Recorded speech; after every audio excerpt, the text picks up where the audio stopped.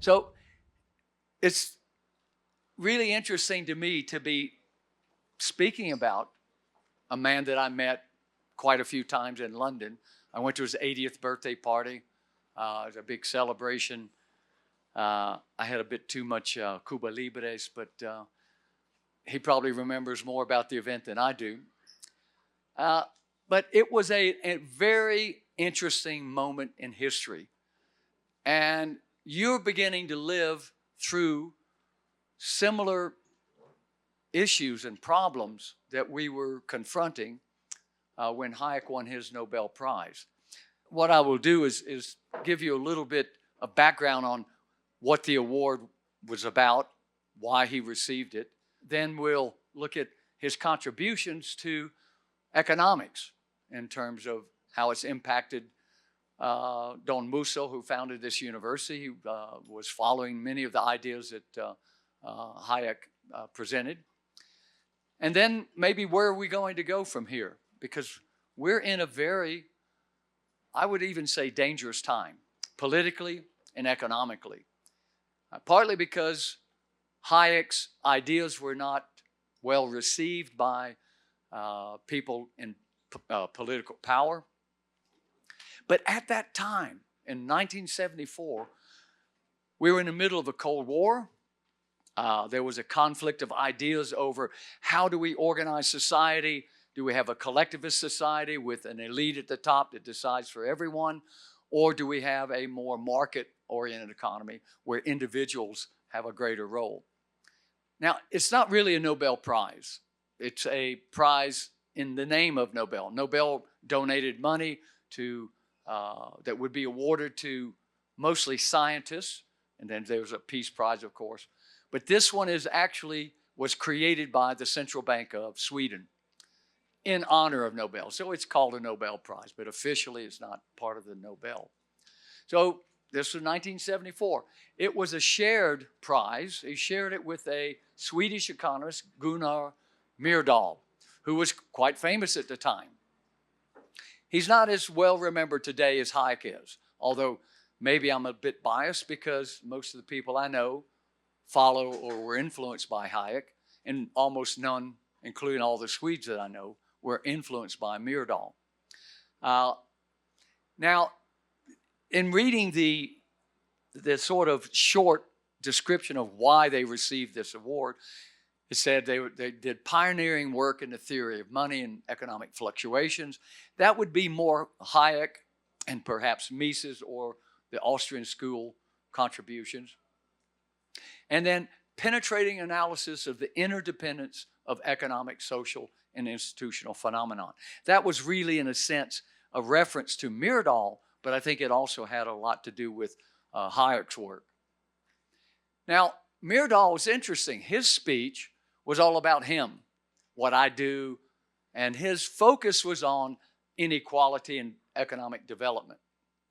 Now, I'm going to throw in something here that's not really necessary, but today, many politicians, especially in the United States, talk a great deal about the problems of income or wealth inequality. It's an invented problem in a certain sense. It is neither an economic problem, nor is it historically a political problem. All the revolutions that were ever fought were over inequality of political power, not income, not wealth. They cut the head off the kings in France, not because he was rich, but he was rich because he had too much power. And that was the real danger. So the real danger, and unfortunately Myrdal didn't understand this, he just thought that inequality by itself would lead to economic instability, it would lead to political instability. There's no evidence of that, neither historically nor theoretically. So Myrdal was whistling in the wind, so to speak. He was patting himself on the back, talking about all the great stuff that he did. Now, Hayek was a bit more humble. He criticized economists. He was an economist, so that would be directed at him. Maybe he felt that he failed to be able to direct the economic discussion in the right way. Now, at that time, there was a first time in modern history, there was something called stagflation. That is, there was economic stagnation, very low economic growth, maybe a recession, and high rates of price inflation. So the stagnation, inflation became sort of short form of a journalistic term, stagflation. Now, he never mentioned John Maynard Keynes, but it was quite clear that the blame, or at least in Hayek's estimation, the reason we were experiencing this stagflation was Keynesian policies.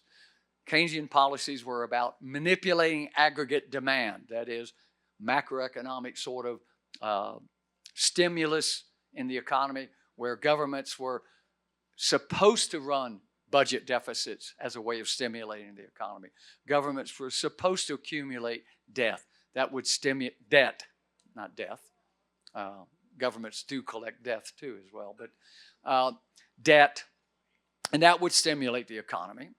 But in fact, it never has worked. If you go and look at what happened in Japan in 1989, Japan, up until 1980s, was a high-growth economy. It was the China of its time. That is, everyone looked to Japan for this high economic growth. After 1989, Japan has been in a prolonged period of stagnation. And they have tried to recover from that stagnation by applying Keynesian stimulus policies. All of it has failed.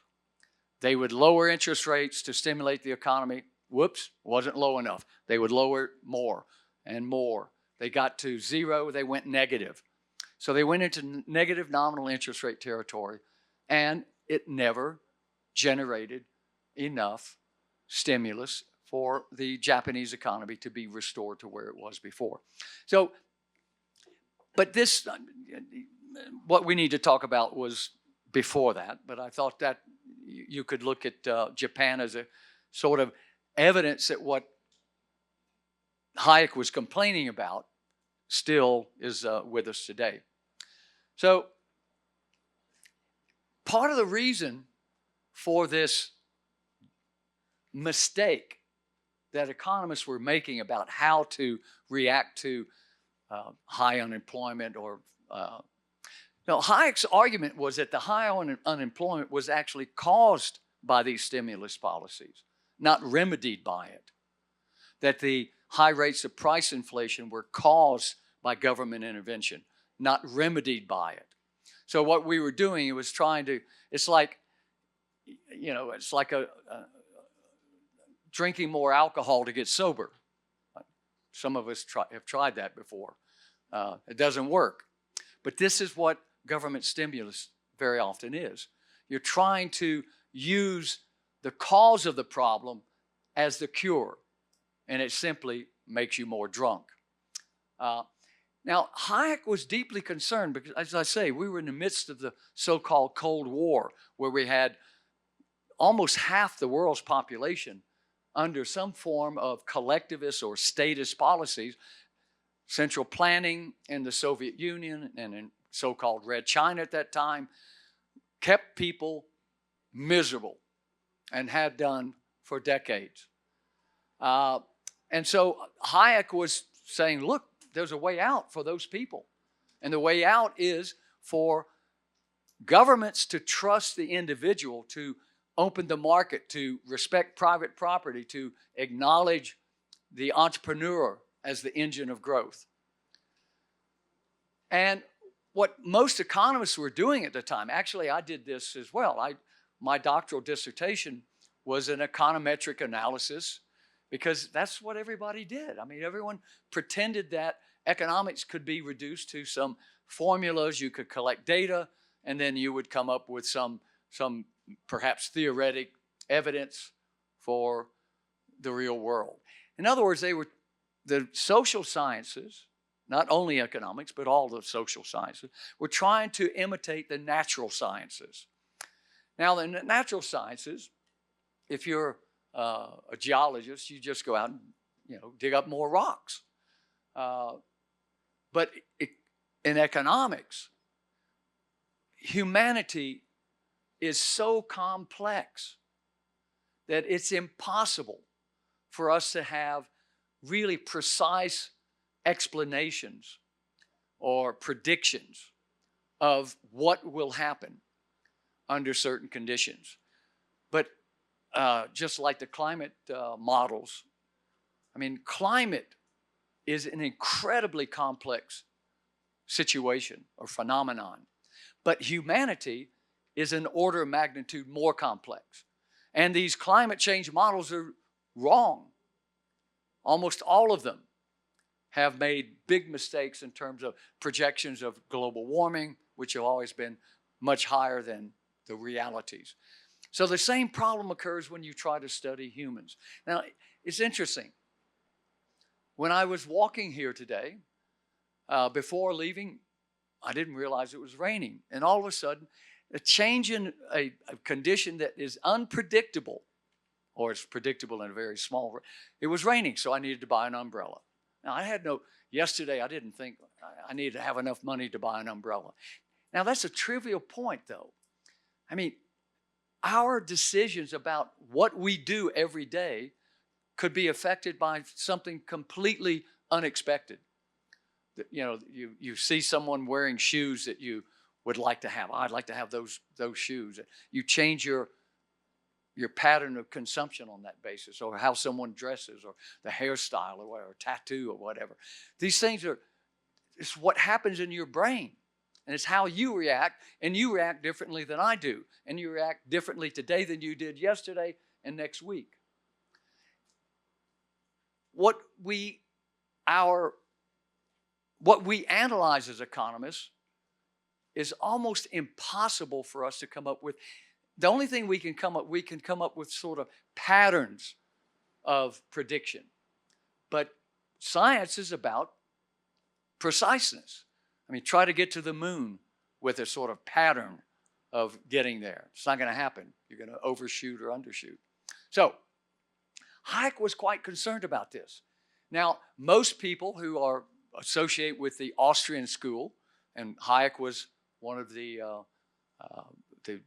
premier figures of the modern Austrian school, are very hesitant to get involved with these kind of data points that I was guilty of as a young PhD student. But it got me through, because that's what everyone did at the time. I didn't see it as that I was, that this would be inappropriate as a way of doing economics. Now, this is interesting. Data is not knowledge.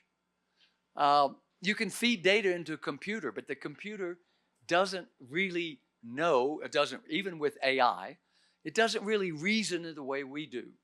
Knowledge is something that we might acquire from data, but data itself is not knowledge.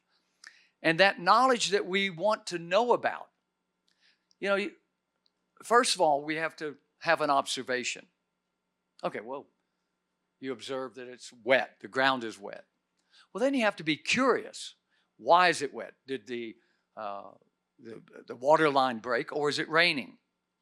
And then you have a sort of a way of explaining what has happened. But you have to have all of that. So data by itself doesn't give us anything. It takes human reasoning in order to make sense. And the data that's important to you is not important to her.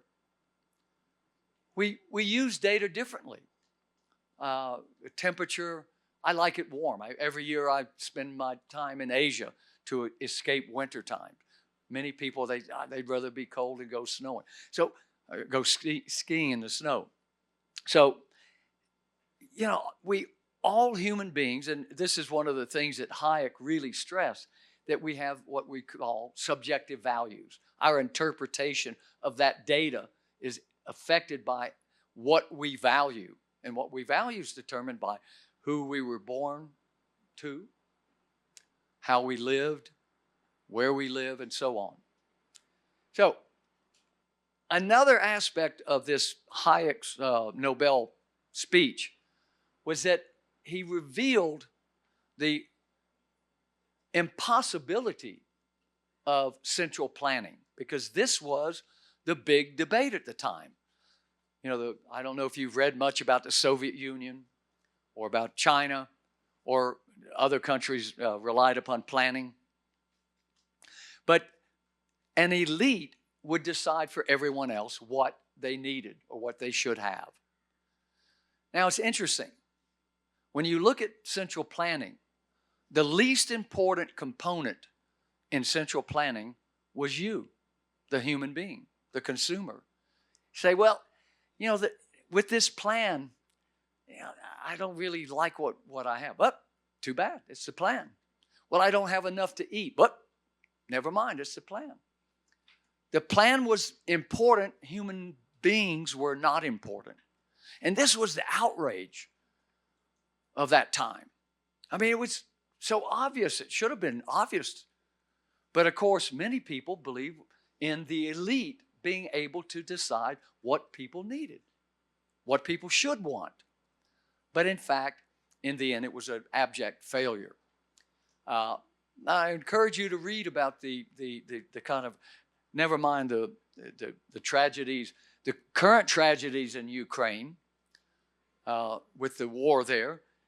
Stalin waged a war of starvation against the Ukrainians because they were opposed to his central planning for collectivist farming. Millions died as a consequence of that. So this is where Hayek was. I mean, he was in the middle of all of this sort of debate about central planning or freedom, human freedom, how we should live. Now, Hayek was it's interesting. He left Austria for London. He became a professor in London. He was quite well known at the time, and so he was invited to be a professor. When he arrived in London, he was the star of the show. He was much more important than John Maynard Keynes, who was at Cambridge at the time. And so Hayek attracted many of the best and brightest students.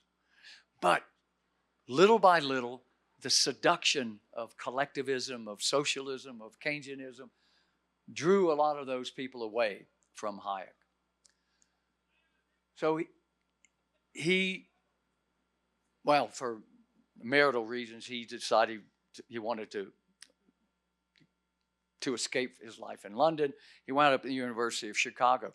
But he wasn't added to the economics department because the economists there didn't quite see eye to eye with him.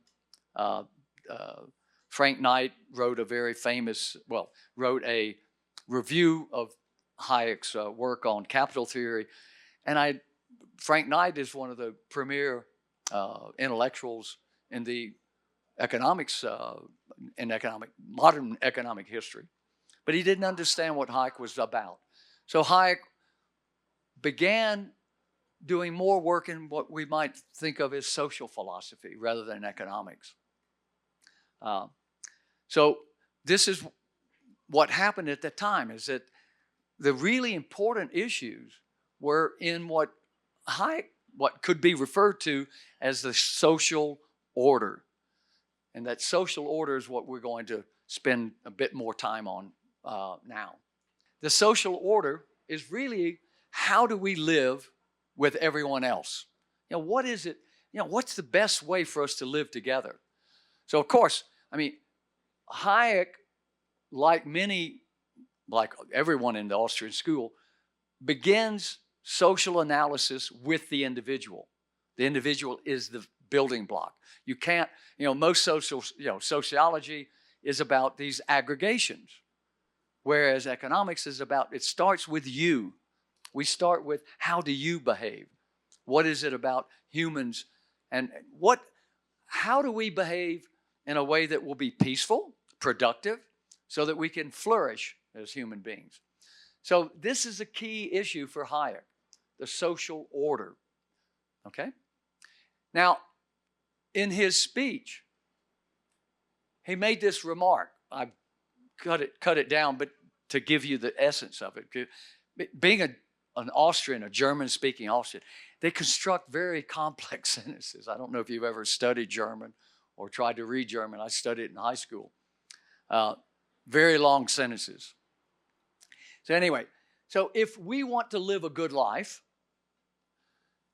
and not really cause harm to other people, so a good life for us, not causing harm for others, we have to understand that we do not have the capacity, and even a supercomputer, if we imagine it today, does not have the capacity to know what is best for all people. And so if we believe that, we will destroy civilization, which is what the Soviets did. They destroyed, I mean, you know, for all the faults of the Tsarist Russia, they were advancing in ways that it took decades for the Soviets to recover. And in fact, they developed a very inhumane system in the name of humanity. An inhumane system in the name of humanity. This is that perverse outcome. We're going to do what's good for you. Well, you don't know what's good for you. We'll tell you. And if you don't like it, you go to the gulag. And this is what happened. So the other point that he makes here is that what we have, these civilizations that we have, that people, well, let me put it this way, civilizations that people want to imitate, civilizations that people will swim across oceans to get to, are the result of human interactions, not human design. So in other words, they weren't designed by anyone. They evolved through this process of humans interacting with one another to find out, how do we have a social order where we can live peacefully, productively, and we can have human flourishment. So now, again, Hayek starts with the individual. This is the building block of, and I believe that, you know, this really is where all the social sciences should begin, but they don't. They tend to, you know, begin with some sort of high-level conceptions of society. Now, think about what society is. Can you cut society with a knife? No. It's just and what is society? A society in one place is different from society in another place. It's made up of different types of people. It's based on geography. It's all very arbitrary. But if I put a knife on your skin, I can make you bleed. That's reality. So economics is about the reality of human life, not about some abstract conceptualization that really is very amorphous. It's very, you can change it constantly. Just, it's impossible for it to be constant. Now, and notice in this, I don't know if you've read your mission statement, the mission statement of this university, but it's about trying to educate all of you to be free and responsible individuals. Free and responsible. So there's no absolute freedom. My freedom depends on your freedom. I cannot be free if you're not free. This is why slavery had to fall. Slavery was a component of humanity for centuries, for millennia. It was just normal that the strong would dominate the weak, or that if you were captured, you would, you know, be someone's slave. And that was just normal. But over time, we began to understand that the individual human being, by being a human, must be treated like a human. Novel. But it took us millennia to get there. I mean, women were treated differently than men, even in Western cultures. They still are treated differently in some other cultures, because they haven't embraced this idea of individualism. Individualism is a radical idea that humans must be allowed to be free if we want humanity to flourish, if we want humanity to advance. Now, Hayek's, the title of his talk dealt with knowledge. So he was sending out a message to other economists that something we need to think about as economists, that in order to do knowledge that is useful, meaningful, is not available to the planner. Now, if we look again at the Soviet Union or East Germany or North Korea now, they accumulated a lot of data.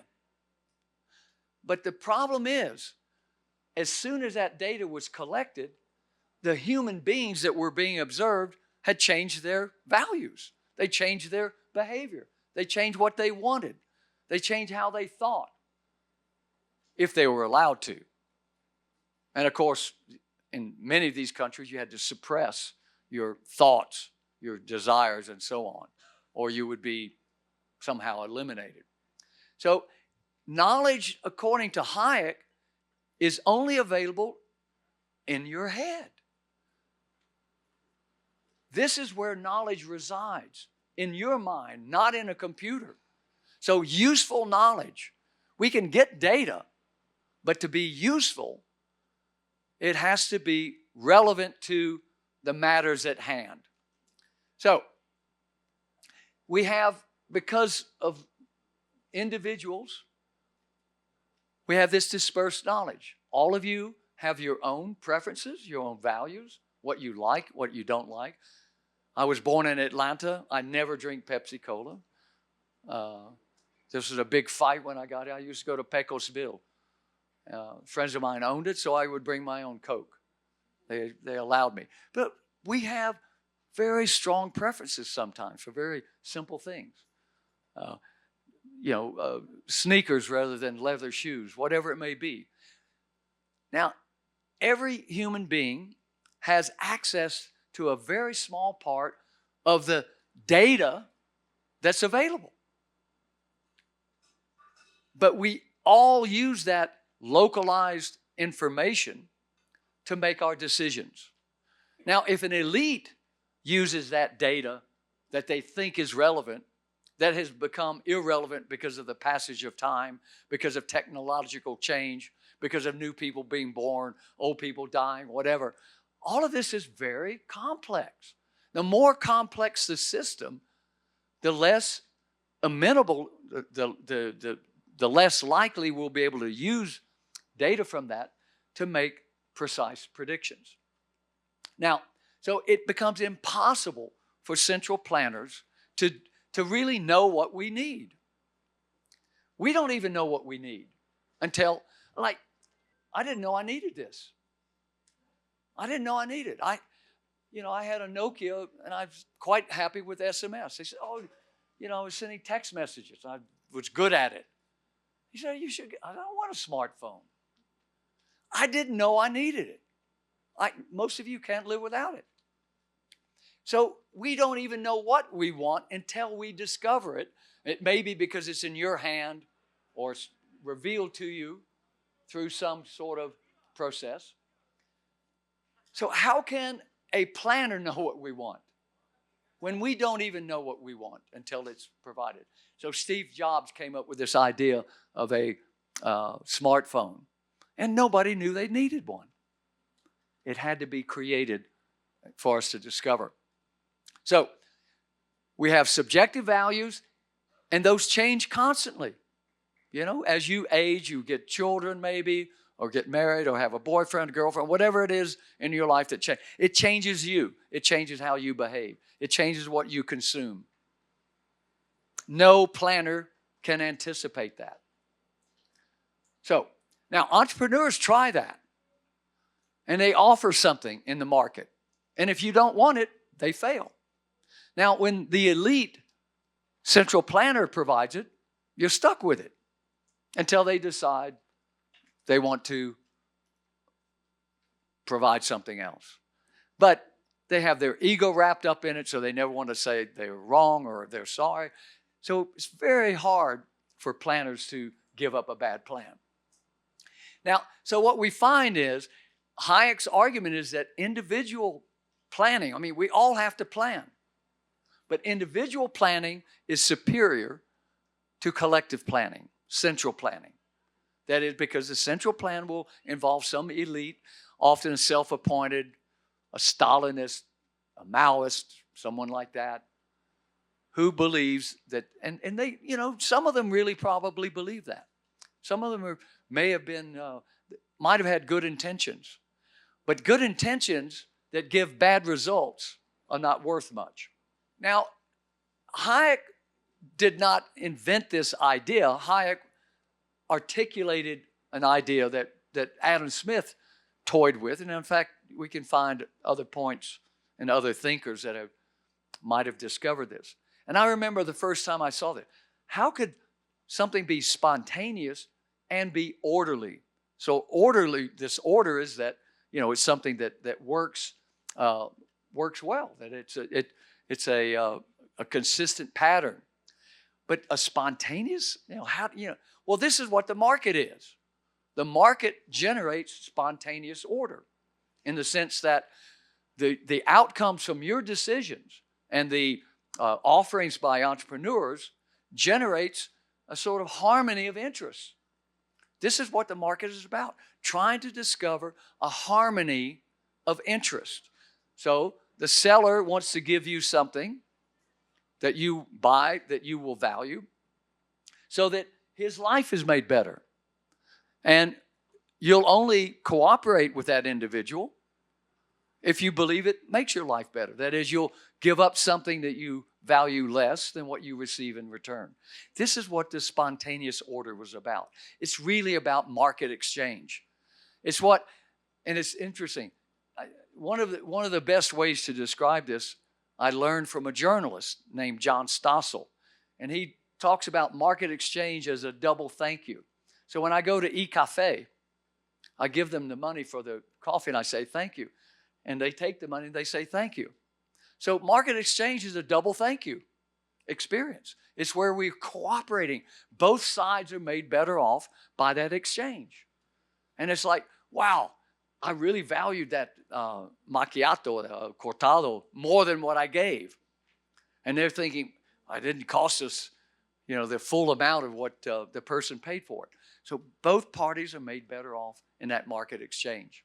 So we're all, Adam Smith used the expression invisible hand only once, but this is probably the one phrase that people really remember. And this was a way of describing this sort of spontaneous order, that things are moved as though an invisible hand directed us into this cooperative arrangement. So one could imagine God or some other figure like that doing it. But no, we do it because we come into the market, we come into a situation where we have the opportunity to make our lives better off, because that's what the market is. Somehow people, the opponents of the market or so-called capitalism, imagine that the market is like a handbag. It's something that's there. No, markets are human action. Humans trying to improve their lives. And it's a cooperative outcome, or it wouldn't happen. I mean, the people at eCafe, they don't put a gun at my head and say, come in and buy this. I'd never go there. I'd run away. No, they want to be polite. They hire people. They tell, if you're not polite to the customers, we'll fire you. Because people like that sort of cooperative, sort of happy sort of interaction. Now, Hayek also looked at denationalizing money. And in fact, he sort of anticipated cryptocurrencies in this discussion. So he said, look, governments, by having deficit spending and accumulating public sector debt, actually make the economy worse off. Because what they do is they take away from the productive sector, that's where you are, the private entrepreneurs and consumers, and put it in the unproductive sector, which is the state. Now, I don't have to tell you about how unproductive the state can be. When was the last time you drove to Puerto Quetzal? The toll road is no more. Who will build the road? Well, a private company built that road. Private company maintained that road. They turned it over to the state. No more tolls. And now no more road. Non-productive sector. The incentives for the government officials to maintain that road weren't there. The incentives for the private operators were very strong. If the road collapsed, they wouldn't earn tolls. They kept it in good shape. They handed it over to the Guatemala government, gone. Same thing happened to your railway system here, by the way. So anyway, so Hayek said, well, the other thing that governments do, usually through a central bank, which is almost always government controlled, they make things a mess because they produce too many pieces of paper as a medium of exchange, causing price inflation. The way out of that would be to denationalize money, take away the monopoly power of the central bank, the Federal Reserve System in the U.S., and so on. Take away that power and let the private sector issue, as they did under what was known as free banking in the 19th and early 20th century. Under free banking, private commercial banks issued their own banknotes backed by some form of collateral, which was usually gold, perhaps silver, depending on which country. So and this worked reasonably well, because what would happen is that people, if they didn't trust the ability of the bank to repay the banknotes, they wouldn't use them. There were these sort of market pressures and incentives for banks to restrict how many banknotes they issued. Now, what's the restriction now on any central bank issuing banknotes? None. It's digital now anyway. And I mean, they don't even have to print paper anymore. I mean, some of you probably don't carry much money any longer. You have a credit card or a phone. So there's no physical limit, and there's no any other sort of limit on the issuance of the medium of exchange. So Hayek was concerned about this. Now, I was just in India, and one of my friends, we had a contract with Macmillan, one of the big publishers, to write a book on restoring the gold standard to India. It never got published. It never got written because, well, it's a long story. But he's written another book on that similar topic. He's much more optimistic that governments will be forced to go back to something like the gold standard. I don't think so. I agree with his analysis that governments, look at the United States. We keep accumulating more and more public sector debt.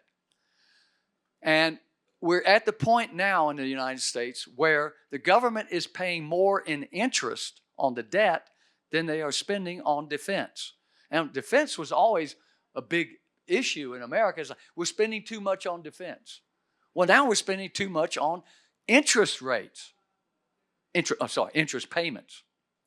Because most debt is never paid off. It's what we call this rolled over. That is, what you do is you borrow fresh money at whatever the prevailing rate of interest is to pay off that one. Well, government debt that was accumulated at 1% interest in the United States is now they're having to pay 3 or 4%. So they use that to pay off the old debt. Now we're getting to the point where you become Greece. A few years ago, Greece, their debt to GDP ratio was about 60%. But they weren't generating enough tax revenues to pay off the interest. Even though, I mean, in the United States, we have over 100% debt to GDP ratio. Japan is over 300%. But Japan has Toyotas. Japan has Hondas. That generates tax revenue. Greece had feta cheese, olive oil, tourism. Not much. They would have gone broke. The European community bailed them out. So Hayek was deeply concerned about this. He saw these problems coming down and that he thought we should get back to take away the monopoly power for the government to over the issue of money. Now, another thing that Hayek was concerned about is something, and I don't know if you discuss this much in your courses, but this idea of social justice. Now, Hayek was like me. I don't see where dreaming up an adjective improves upon the idea of justice. Now, we could talk about banana justice. Social justice suggests, again, this sort of aggregation, the capacity to sort of measure, something about what's going on in society.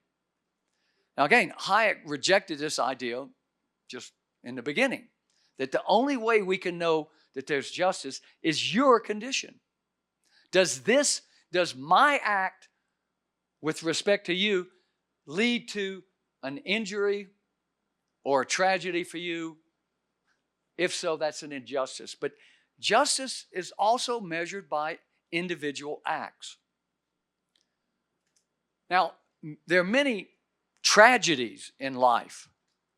Someone is born without feet, or because of the mother consuming some drug, without arms when I was a young thalidomide, caused horrible, tragic outcomes. Now there was there was injustice in that, because the pharmaceutical companies were producing and distributing a drug that led to these terrible birth defects. Now, but some people are just randomly born in that same circumstance. You could be born autistic, you could be born so-called mongoloids and so on. That's not an injustice unless you believe, because all you can do then is complain to God, because there's no human act behind that. Or maybe it could be that the mother or the father did not behave properly during the pregnancy or whatever. Then that would be an injustice. But again, we have to be very careful. Most tragedies are not necessarily injustices unless there's some human act related to it. So this idea of social justice is whatever you want it to be. That is, it doesn't have an objective content. Now, I'm going to make a very radical statement. Markets are the only place where I can identify without question that justice prevails. An important indicator of justice is what we call fairness. Is it fair? Well, when I get my coffee from eCafe, it's fair what I pay for that, or I wouldn't pay it. So it's, in my estimation, it's a fair exchange. In other words, justice prevails. And on the other side of that transaction, what they receive is fair. They believe that it's worth it. So the only unambiguous activity for human beings that satisfies justice, as I understand it, is market exchange. Voluntary market exchange. So all these other things are simply, now, this is a point that could be argued, and I hope that I've been provocative to make some of you think about it. Because, this idea of social justice is just like, in my view, is very similar to the same general arguments that led us into these death traps of central planning. Because the elite is the one that decides what is social justice. It's not written in a book. It's just what they decided to be.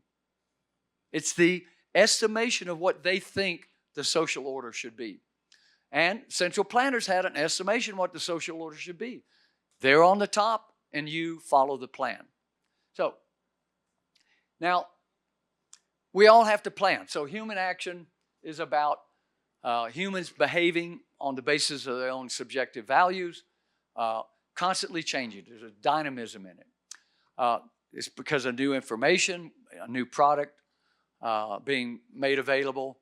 I wear Hoka running shoes. every year they come up with a new model or the same model with a new feature. And so I have to buy a new one. The old ones are fine, but I want this Garmin watch. Now it does heart rate. I had to have it. So I had to have something I didn't know I had to have. So technological progress is important here.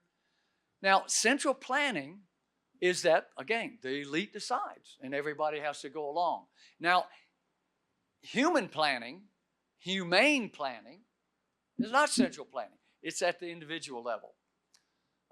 So the planner, supposedly, one of my friends in the Republic of Georgia told me during the Soviet era, they were accumulating all this data, and they would have these printouts, these computer printouts. There'd be paper stacked this high. And every evening, they go and put it into a cupboard. And that's where it's... So in other words, they accumulated data, but they never used it. And of course, they weren't going to change anyway.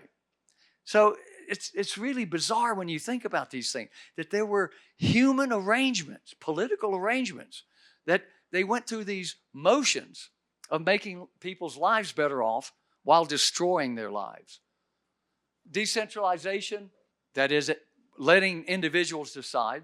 Now, again, one of the things that I haven't really brought into this discussion is this metaphysical idea of the rule of law. It's often Estado de Derecho. The rule, I remember, again, the first time even Estado de Derecho doesn't mean, on its own doesn't mean anything. You really have to understand what's behind it. But the rule of law is essential for markets to work. The rule of law says women cannot be treated differently than men. They're not above nor below men. Rich cannot be treated differently than poor. White people differently from black people, Jews, Christians, whatever. So the rule of law is really getting at the heart of humanity. It's saying we're all humans and we're all equal in that regard. No one is elevated over the other one unless we decide that we will accept them as over us. But the law cannot in any way require that. Now that is essential to markets working. And I think maybe people don't really build that into their thinking if they don't think that capitalism is a good system. So what we found in central planning was constant shortages. There was never enough because it had nothing to do with consumers. When I went to the Soviet Union, I went into, there was a sports shop. I thought, well, I'll go see what they've got. I went into the sports shop. Whatever they had that had to do with sports was broken. Nothing to buy. But they had cherries from Bulgaria. So I went down I went to a shoe shop. They had one shoe that was maybe for Shaquille O'Neal, only one though, and no other shoes. But they had these cherries from Bulgaria. And I went into another shop. It was a bread shop, I don't know, a butcher, and everybody had Bulgarian cherries. But they didn't have the things that they were supposed to have. Why? Because they didn't care. The elite didn't care. They were producing Bulgarian cherries. If you want Bulgarian, you're in luck. There are lots of those. This is a problem with those kind of systems. Now, markets provide what people want. In fact, they provide what you don't want because you don't know you want it until it's revealed to you very often. Of course, you know that you want to go to Cafe Gitan because it's there, but then all of a sudden they have a new sandwich you didn't know about. So markets provide us not only what we want, but what we don't know we want until it's revealed to us. This idea of ideas, Hayek was concerned about this, how ideas are created and transmitted. So where do we get ideas or where do we hear them from? Because these ideas affect how we see ourselves in a social order or how we imagine a social order. Now, liberalism was a sort of a doctrine, of theory that really emerged in the 19th century. I mean, it was percolating in the 18th century, but the Scottish Enlightenment pushed it forward. But this was all about putting the individual over the collective. Said, in other words, the collective was just an abstraction. It's not a reality. Only humans are a reality. And if we try to imagine a social justice or social balance or, even GDP, gross domestic product, these are all abstraction. They're inventions. They're, again, conceptualizations. Now, socialism, on the other hand, puts the collective over the individual. You are a servant to the group. What you do serves the group purpose. Now, in the individualism, society exists because it works for the individual. The social order is the outcome of individuals interacting with one another. So, Hayek wrote a book called The Intellectuals and Socialism, and he was despairing. He was disappointed. He observed that most economists rejected socialism, say, well, I'm a free market economist. But the problem was, and I think this is what's happening now, we see this filtering out of ideas that are inconvenient truths. And so, this idea of making humans the point of everything that governments do, that we should always think about what's the individual impact of this government policy rather than the collective impact. Now, intellectuals use ideas usually from other sources. I mean, even Hayek depended upon David Hume, Adam Smith, David Ricardo, other people that preceded, Karl Menger, his people in Austria. Now, the problem, what we see is that we're influenced a great deal by politicians, by journalists. Now, Guatemala doesn't have the same problem that, like in India or in America, where there's a two-party system. Now, people in the United States that identify with the Democratic Party or the Republican Party are really captive to what the political elite decides is the political belief of that party. It's not that the citizens say, I want my political party to do this. What happens is the political party says, this is what we believe. You say, okay, this is the outcome of democracy. This is the real problem with democracy. Now, you don't have this because your political parties are usually based upon an individual at a moment in time, and that party disappears in the next electoral cycle. So, but these are things, we have to understand that a lot of stuff that we believe is because other people that we admire or accept or whatever tell us that's a good thing. Now, experts, academics, for example, tend to come up with their own ideas. And those are harder to percolate, to infiltrate people's minds and thinking. It's quite clear that Hayek did not win the debate in the end, because we're back in much of the same situation today that we were in 1974, where governments are becoming stronger, acquiring more resources and more power. Now, when government gets more power, you have less freedom. When governments take more resources by raising taxes, you have less discretionary income. So we lose when we grant governments more power. And this is what's happened. In the Samia, you're having this sort of political, I think, great deal of political turmoil here. There's struggles between various political factions. But what is at stake is your future. Do you want a future of less freedom and fewer resources, or more freedom and more resources? You're going to have to ask yourself that question. So, how do we collect local knowledge in a dynamic world? Well, that's the price system. The only way, the best source of that data that becomes knowledge is through the price system. So it's not deliberate design. Social orders, the social order of the communist states of the Soviet Union, Red China, were unstable. They did not survive over time. But the social order in much of the Western world tended to be much more stable. And they were, pockets where people would either imitate or migrate to. Decentralized economic knowledge is better in the sense that it mobilizes the relevant knowledge so that we get what we want. It allows rapid adaptation. We change our mind. We change our consumption patterns very quickly. Now, human freedom, human liberty within markets is not the only way, because we could have central planning, but it's the best way. Why is it the best way? It's humane. It cares about humans. You think that who's greedy, the politician or the entrepreneur? They're both greedy. But the politician can use force to extract from you what you have.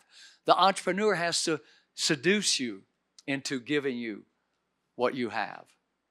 It's a big difference. So, more markets, less marks. This is, hang on, or